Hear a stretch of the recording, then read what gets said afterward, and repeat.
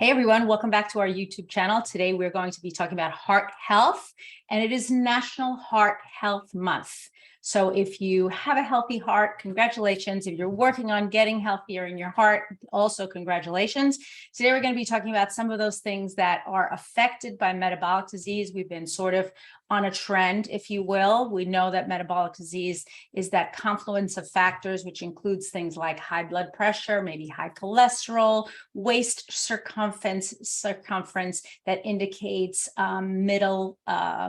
midsection adiposity. And today we're going to talk specifically about our hearts. So I've got some great tips for you for your essential oil usage, and then also 12 anti-inflammatory foods that you can add to your diet. So let's head over.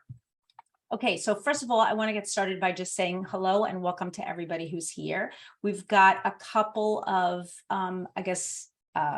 housekeeping things that we want to make sure that we welcome. You know that when I talk on this channel, I want to make sure that I'm talking to you directly and that I'm addressing your concerns, but I am not a doctor or a medical professional. So my advice really is what I have gleaned over the years, and also using different sorts of studies that I've seen and read about. And so I try to pass that information along to you. If you have any sort of metabolic syndrome or cardiovascular difficulties, you should absolutely be checking with your doctor. And I have to say that on a regular basis, I try to get to my primary care physician to make sure that I'm getting blood work taken. That makes a lot of sense. It keeps me on track where I want to go, where I've been. And then also, if you have a history of cardiac disease, you may want to actually check in with a specialist. A cardiologist is a good place to start, and he or she can send you down the right road so that you can get all the testing that you need. Don't just guess, don't just wait. Make sure you get checked and you know exactly what your diagnosis is. My wish, my goal for you is really good, vibrant health, as long as you can maintain it. And that's what this channel is all about. So we've got, I guess, a couple of things that make sense when we talk about heart health. Number one is we want to make sure that we are using products that are going to support us in our heart health journey. So when I talk about heart health, I'm talking about the whole cardiovascular system, including all your veins and so on, and also even a little bit of your mind-body connection, which I think is really important. We've got sort of gentle heart boosting essential oils, if you will, and we're going to talk specifically about why they work and what it is that they do. So when we get started, we want to make sure that, of course, you understand that your number one organ probably in your body is your heart. And without it, it's not too good. Your brain would be number two, of course.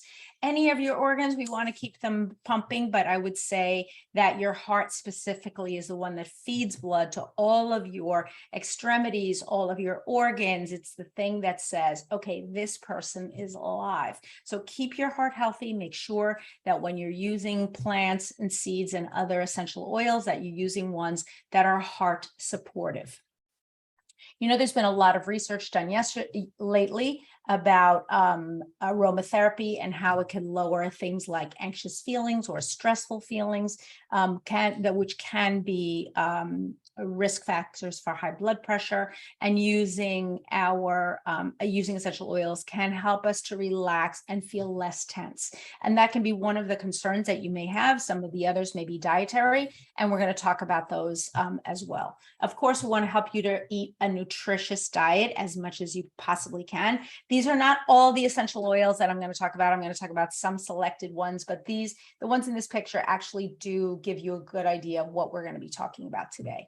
So number one on the hit parade is actually Ylang Ylang. It's derived from that kind of star-shaped flower. Actually, I don't know if that's the flower that looks like Alstroemeria, but Ylang Ylang is slightly different, but whatever, for the photograph.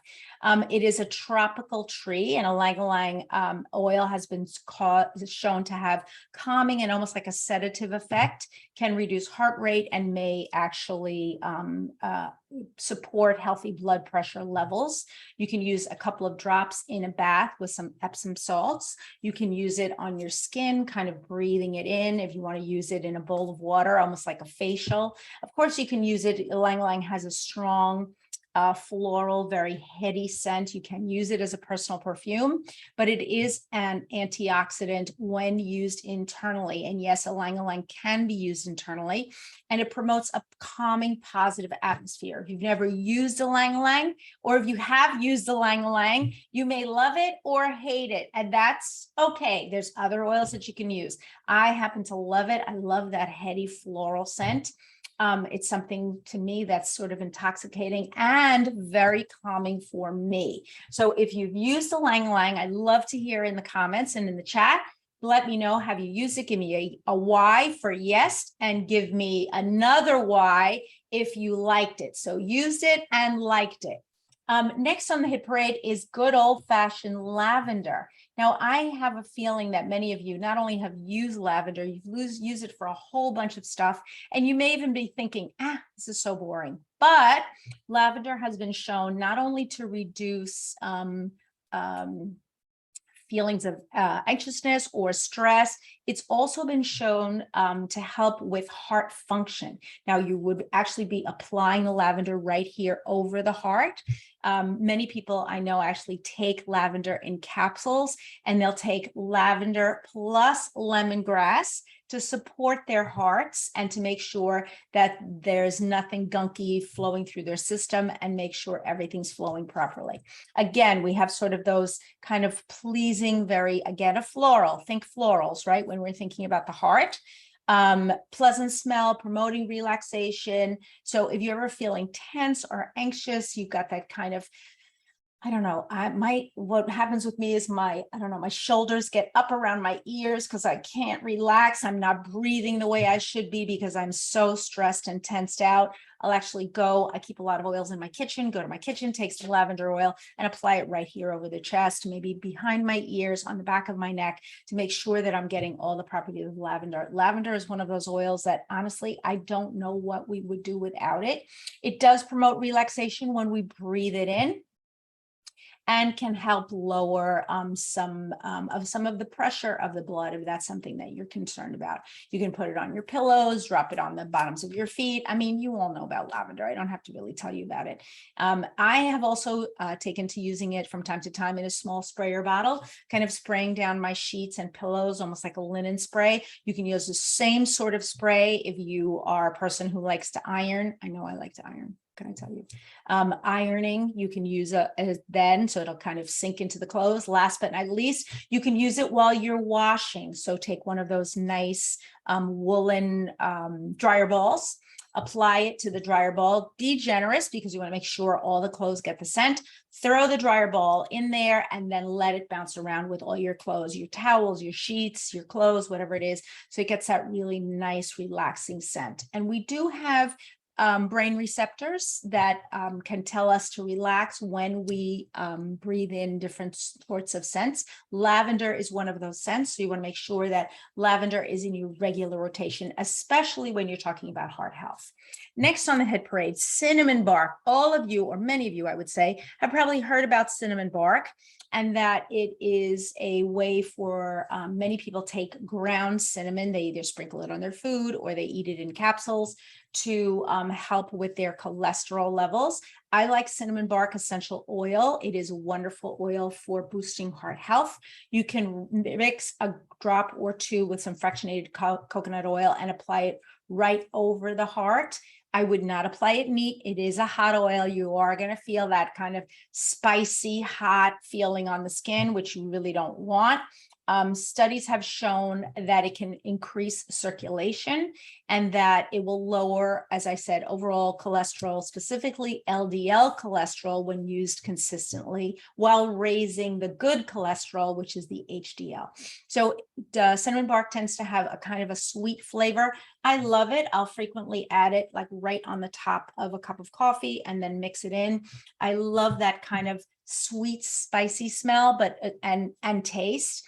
But if you're a person who's very sensitive to strong taste, cinnamon bark is probably best taken for you, either applied topically or taken in a capsule.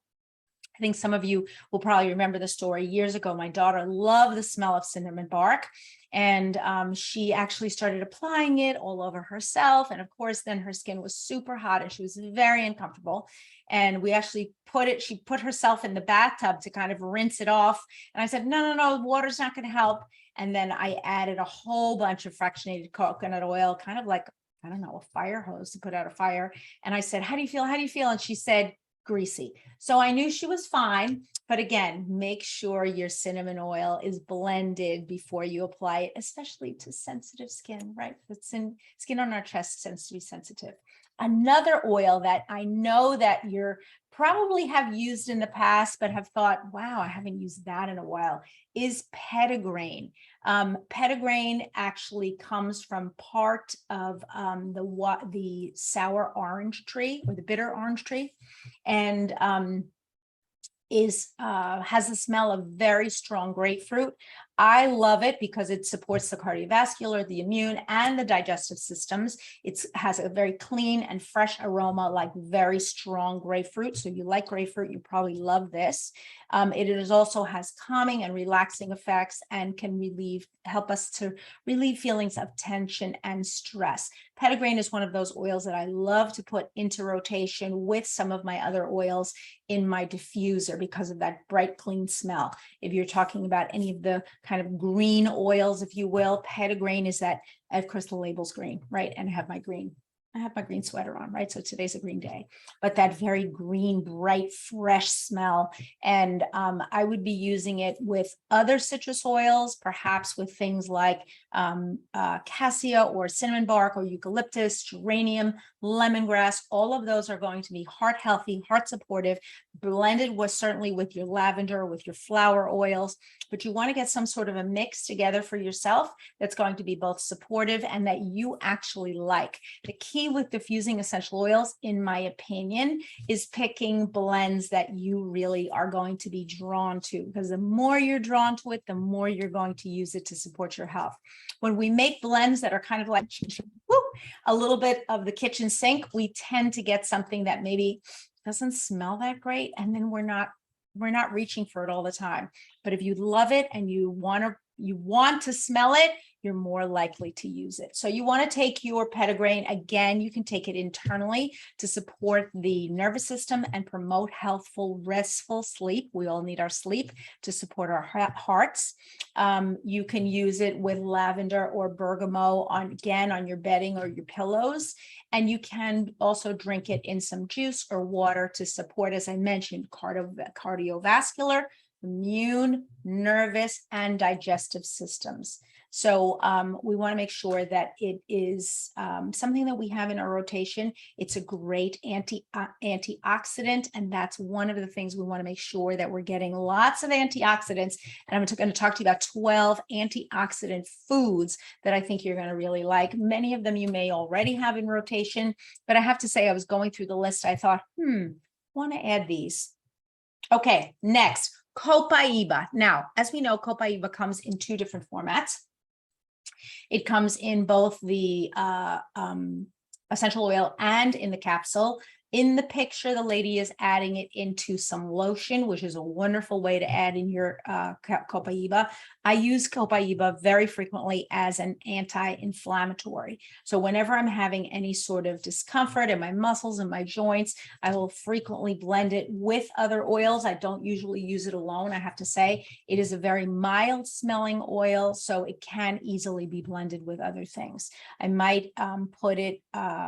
I might put it on a muscle or joint that was feeling some sort of discomfort with some wintergreen perhaps, or some peppermint. But if I was using it over the heart, I would be using it with the Ylang Ylang, the cinnamon bark, the Petitgrain, the other oils that I mentioned, and blending it together. As an internal inflammatory, hands down, the soft gels are the way to go. If you don't happen to have the soft gels, you can make your own, of course, but use your products together. We always want to use combinations of products, because combinations of essential oils are going to be much more impactful than just using a single essential oil one time. So using your oils in different, not only in different combinations, but using them in different delivery systems. That's the phrase I was looking for. So different delivery systems, adding them onto your skin, taking them internally, using them aromatically, really using your essential oils in many different ways. We know that our skin is the biggest organ of our body.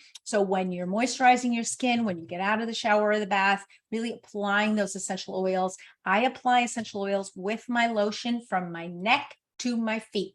And I know that sounds super greasy and weird, but boy, I have to say over the years, and I've been doing this for years and years and years, I really feel like it's helped to keep my skin in really good condition. And with the addition of essential oils, I'm able to add in some therapeutic benefits, not just moisturizing benefits. Now, moisturization is a great benefit.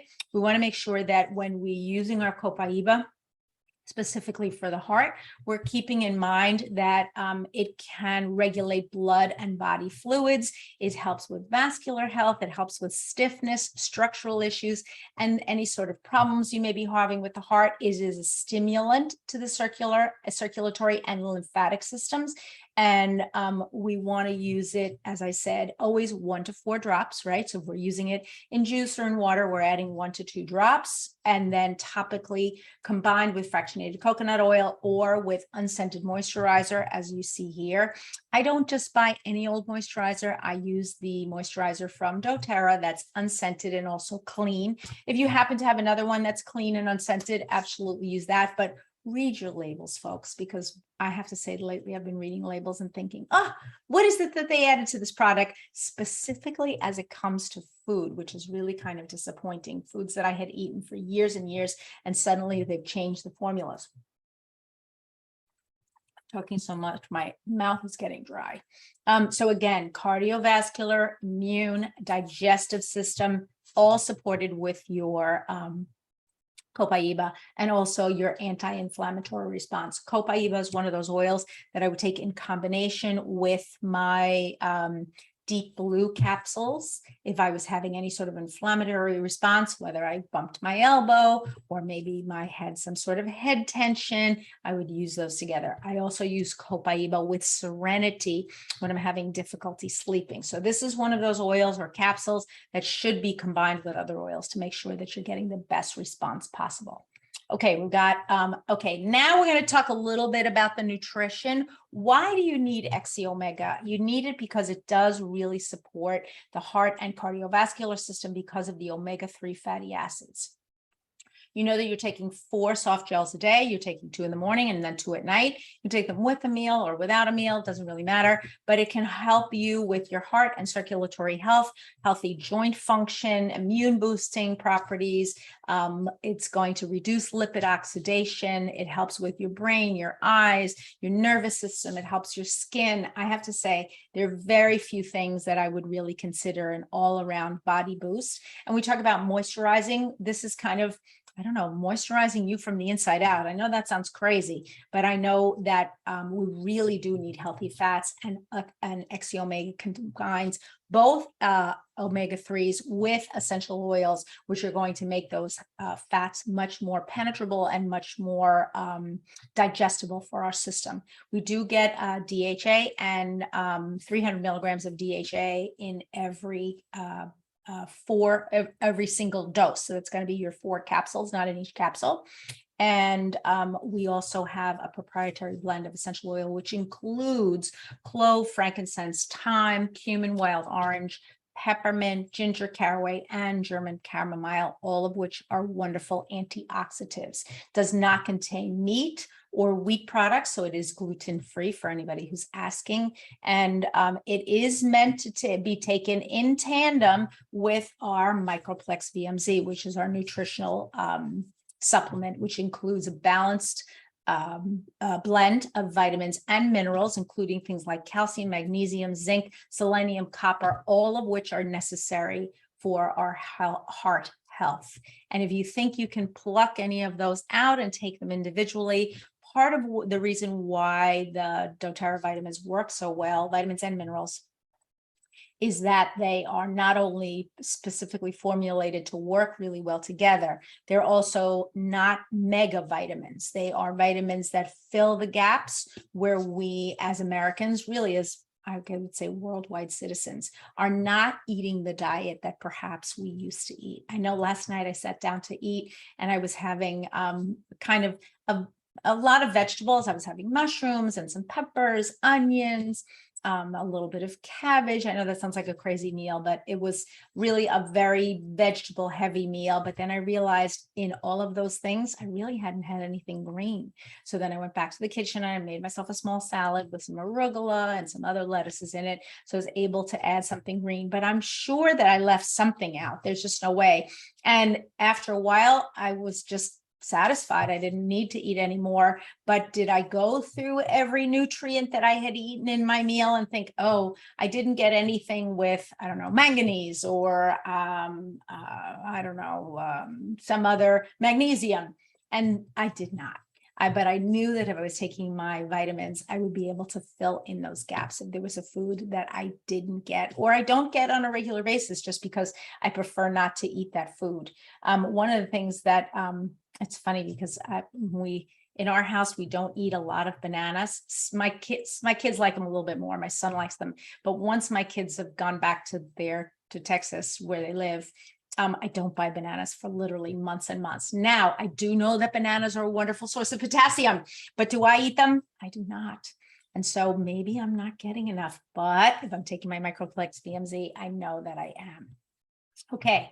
Last but not least, we know that the third part of the system is the ALPHA CRS. It contains a standardized extract of Boswellia serrata and boswellic acid, which supports healthy inflammatory response, which we want to make sure that we are getting if we are having any sorts of challenges with our hearts. Inflammation is the #1 cause of disease. We all know this, but inflammation comes in many sneaky forms and it can build up over time. Our goal really is to decrease our inflammation. I was talking to someone on the phone the other day specifically about inflammation, and I had many, many years actually where I couldn't wear my wedding ring because my fingers were so inflamed. And but I never associated, and this is probably my own stupidity, I never associated that inflammation with overall inflammation in my body. And it's only now since we've begun to challenge ourselves with MetaPower, and I'm using intermittent fasting and also doing a lot more reading, and also COVID is ending, that I'm beginning to realize, oh yes, actually those small things that are bugging us actually can be big indicators of other problems that we may be having. So don't ignore the little things. They really are important. And I'll give you a little heart there. I didn't see it. There we go. The ALPHA CRS also includes ginkgo biloba extract for mental clarity and function, CoQ10, quercetin, alpha lipoic acid, acetyl L-carnitine, and to support cellular energy. It is a wonderful, wonderful antioxidant. And if you're not taking it, I would absolutely include it into your routine. We all need antioxidants of different sorts, including, I would say, exercise. You want to make sure that you're getting some fresh air, that you're getting out. All of those things are super important.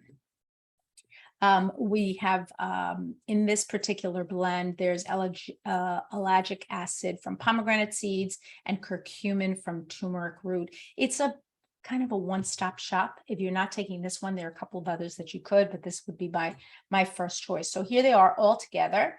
When we take them all together, we do see significant improvements in things like blood lipids, fasting insulin, cardiovascular biomarkers, EPA, and the AA-EPA ratio, which is also an important marker. We want to make sure that we're seeing all the different markers of good health improving over time. And the other thing that I want to just mention to you is good health is not like Okay, I'm going to use an analogy. Good health is not like Amazon. Okay, bear with me. So with Amazon and with other in Alibaba and other big websites, we've gotten used to getting on our phone, ordering that thing, hitting go, and the next morning it's being dropped on our front doorstep. And that can actually be, I think, a detriment to how we look at our health. We think, oh, I'm going to take these vitamins and in one day I'm going to be terrific, or I'm going to take this supplement and all my weight and inflammation is going to be gone. The body doesn't work that way. It takes time. It may take you 30 days or 60 days or 90 days. And depending on how much inflammation or other issues chronic issues that you're trying to address, it may take you even longer than that. Now, I will say, as I've gone through this journey over the last, say, 6 months, it's just about 6 months. I started at the beginning of August. I do see even other weird things that I thought, oh, well, I'll always have that, are beginning to disappear. So the body is a profound healing mechanism, but allow it time. Don't get impatient and look for the Amazon effect. It's not instant delivery, right? We got to give ourselves some time and give our bodies to really support us. And we love our bodies, right? And we know we want to take care of them and they want to take care of us. So love on it. Don't disparage it, right? Treat it kindly and talk to it with respect. Okay, my last favorite essential oil is, whoops, here we go. Yarrow Palm. Love Yarrow Palm. Okay, so I love the Beauty Complex, and I also love the Beauty Complex capsules, and I also love the Nutritive Duo, which comes in that dropper top. I think actually now it comes in a different delivery system. I think there's a 15 milliliter. I think it depends on what market you're in, whether it comes in a 15 milliliter also. Yarrow and Palm. So Yarrow is the flower, Palm is the pomegranate oil. The combination, super powerful, wonderful for heart support. I would be applying the Yarrow Palm Nutritive Duo right over my heart on my chest. I would also be using it to support any sort of skin issues that I was having. As I've mentioned before, I've been applying it on a little bump that I have on my leg that's been driving me crazy, but summer's coming and I want to be able to wear dresses and for my legs to look nice. I've been applying it every day in combination with myrrh. So if you want that combination, if you're supporting your skin, it can be a wonderful combination. Take your capsules and your Nutritive Duo together.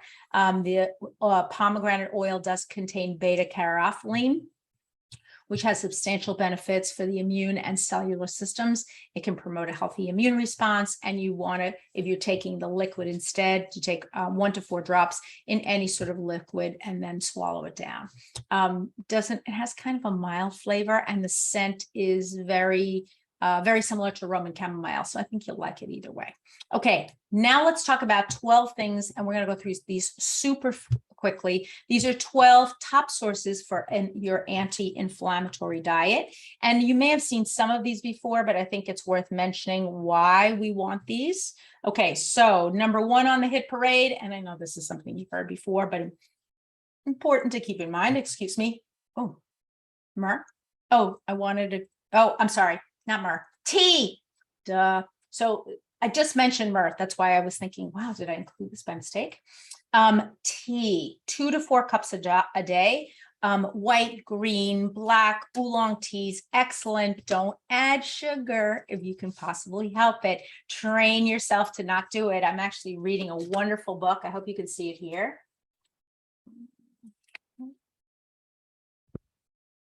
Thanks. Hold it back. There we go. Up near me. There we go.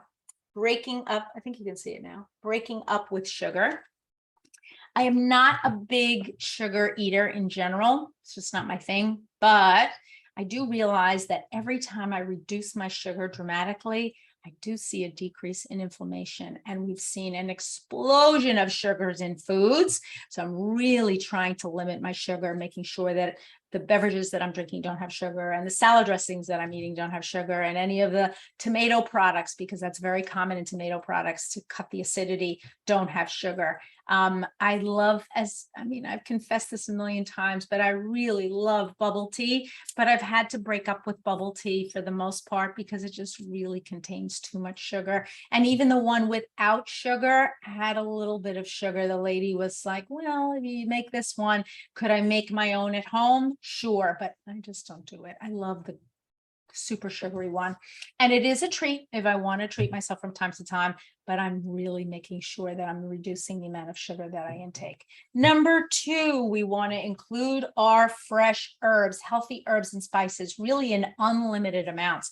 Things like turmerics and curry powders, ginger, garlic, dried and fresh, chilies, peppers, basil, cinnamon, rosemary, thyme, all of those are going to be wonderful for you. Use them, use them, use them. I'm a big herb user. I use both dried and fresh. We grow them. Some of them we actually are able to grow right here in our garden. Others of them, I have a great market right near my house that stocks big bunches of fresh organic herbs. And so I include those in my diet all the time. Make sure you're including them in yours. Next is cooked mushrooms. Everything from shiitake, enoki, maitake, oyster, even button mushrooms, they're all wonderful. In general, make sure that you're cooking your mushrooms. I know, Swambi, I love desserts, but I have to say, I'm going to talk more about sugar in a minute.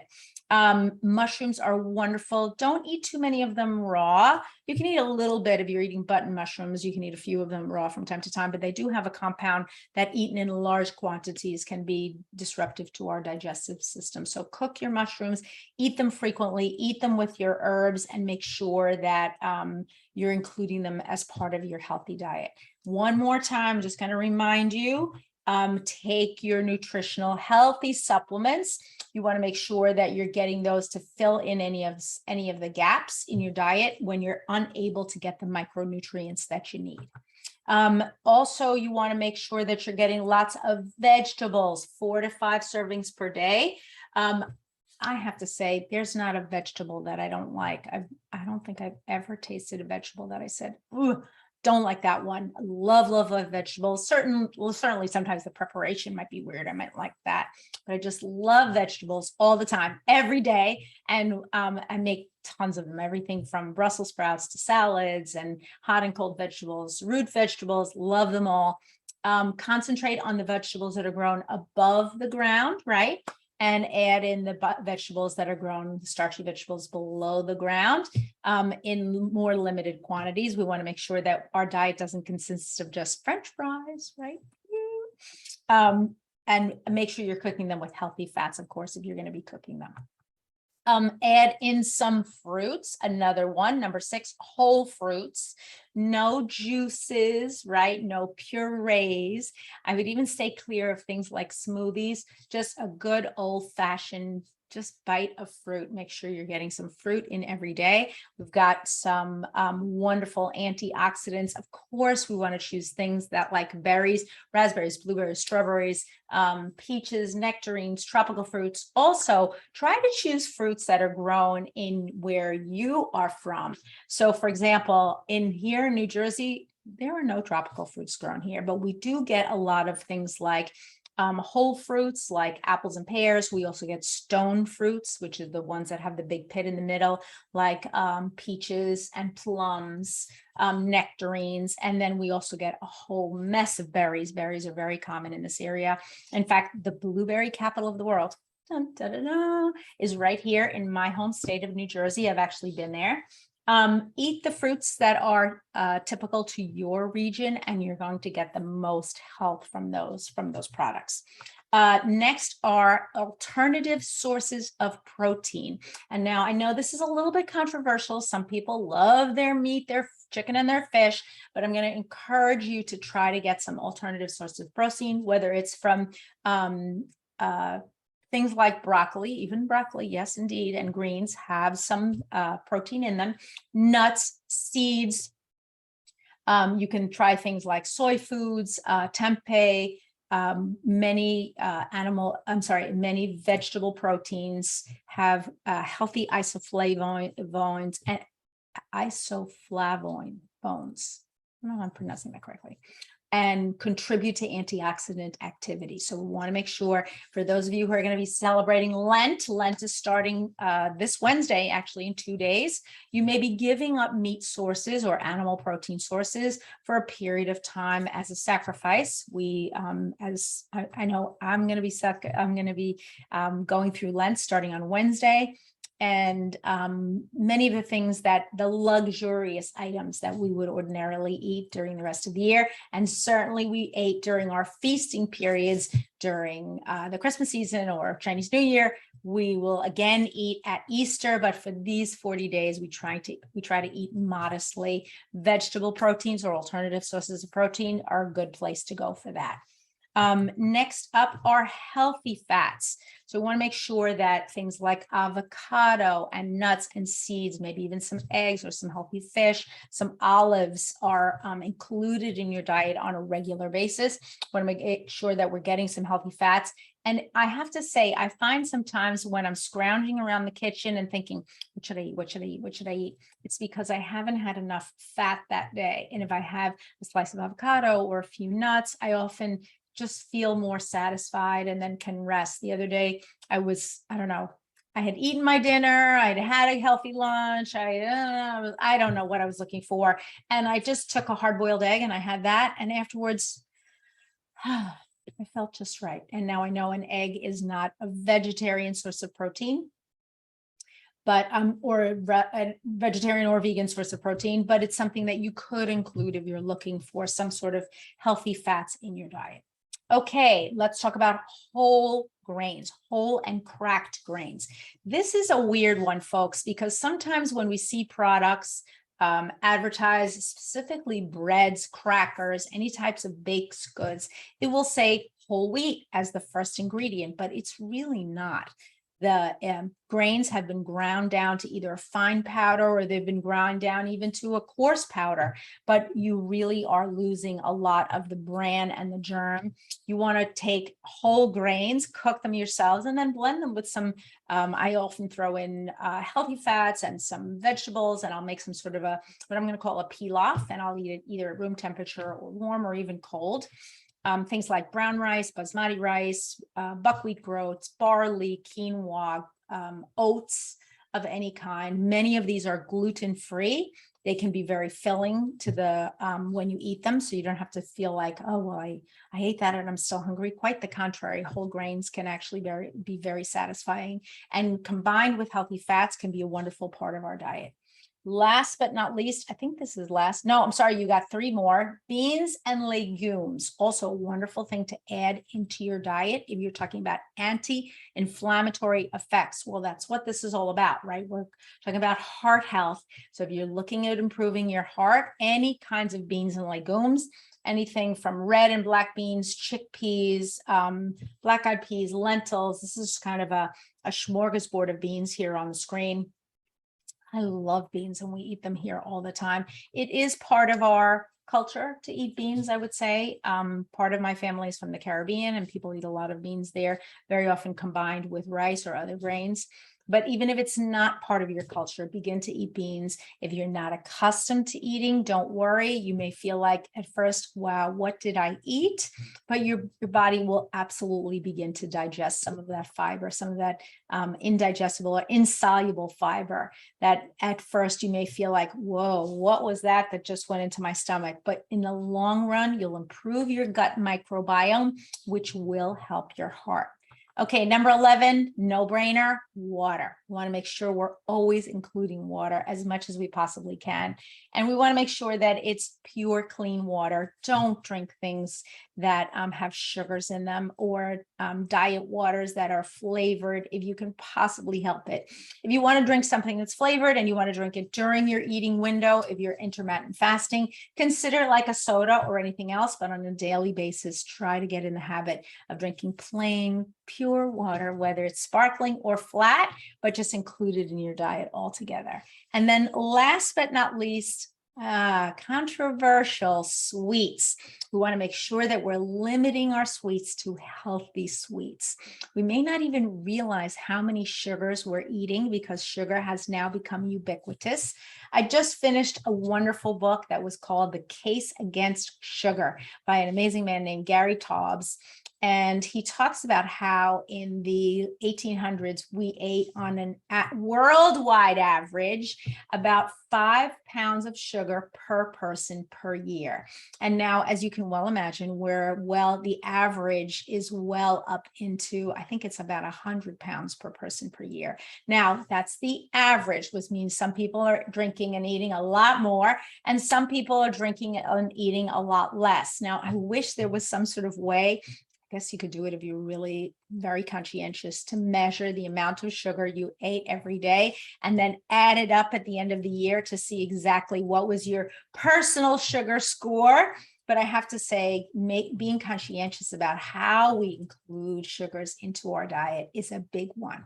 The other thing that Gary talks about in his book, again, called The Case Against Sugar, is how sugar can be driving cardiovascular disease. And the misconception that it's really salt that drives high blood pressure may be actually not true, and that it might actually be sugar. We know that sugar can drive things like cholesterol, certainly adiposity, that kind of central fat that grows around our midsection, but sugar can be a culprit for many different things, and that can drive that whole metabolic syndrome. So watch your sweets, folks. It really is a way for us to kind of dial down the inflammation in our bodies. Be kind to your heart, of course. You want to make sure that you're getting some good dietary choices, you're practicing mindfulness, you're managing your stress, you're exercising, of course. We didn't talk about exercise today because I know that you know that, but make sure that you're reducing your inflammatory response. It will make a big difference. And if you're struggling, seek medical counsel before making any major changes, but you know the types of things that can help you. And read. You always want to become a lifelong learner. A healthy diet and lifestyle really is the best recipe for cardiovascular health and all health. And if we're starting with ourselves and we can extend that to our families, we really will make changes, generational changes for years to come. There's become, I would say, a strong movement towards decreasing sugars, eating more healthily, but we also see that it doesn't go across the board in every member of society. There are people that still haven't heard the word. So I feel like it's our job, my job and yours, to really pass the word and tell people what it is to be healthy and why it makes sense to do the things that we do. Thank you so much for having been here. If you have any questions, please contact and follow, but especially right here on YouTube, click that subscribe button and ring the bell so that we can continue to provide you with really wonderful, valuable content that you'll enjoy each and every week. And thank you for having been here. Have a wonderful week. If you're on the live, stay on. If you are on the watching this recorded, thank you for having been here. Have a wonderful week. Add any questions that you may have in the comments below and follow us for more tips and tricks on all social media. So happy that you're here this week. Have a wonderful week, everyone. Bye-bye now.